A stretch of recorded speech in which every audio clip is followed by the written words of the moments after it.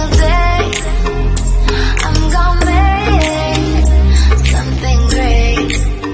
Right, so ang akong i-share sa inyo today is ang akong napalit sa Metro Gaisano Colon just earlier this morning. So actually naadto ko dito kaya I was looking for a fabric nga akong himuon o kortina. So mag-DIY lang ko kay mahal ba ang kortina karon, it's ranging to 500 to 700 pesos. Whereas kung ako lang ang magbuhat and mupalit lang ko og tela by meter, so mas makasave ko. I was able to find kanang fabric na I feel nga nindot siya og quality, and it's just 75 pesos per meter. So I'll be needing 2 meters, that's 150 pesos only. So nana ko'y kortina for only 150 pesos. But wala na ko na siya napalit today kay lahi akong gipalit. So if you were able to see my post just few hours ago, I posted something about pillowcases nga tag 39 pesos lang. Yes, it's only for 39 pesos and nindot kayo quality ang mga tela. And I was able to buy 6 of them. So, I'm gonna show to you ang first item. So, muna siya. Iyang color is orange, yellow, and brown. More siya pang coffee shop ang feel. Earth tone.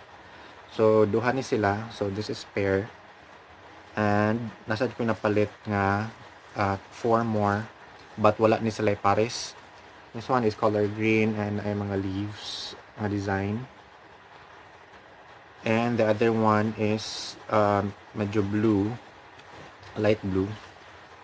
And floral sa gihapon yung design ng flowers. So kanina kung sila ipares, I think this is mint green and apple green, so medyo complementary man lang colors. And I also like this one na siya mga little mga tawagan ni caricatures from different countries representing. I think this is from England, if I'm not well, Japanese sun, but anyway, so it's very cute. And lastly, ang akong ipares ani is kani siya geometric triangles. Okay, nahot na naman sila pair, so mangukay gyud ka og taman para makita og pares sa imuhang pillowcase. So again, it's only for 39 pesos na price tag. 39 pesos. But yeah.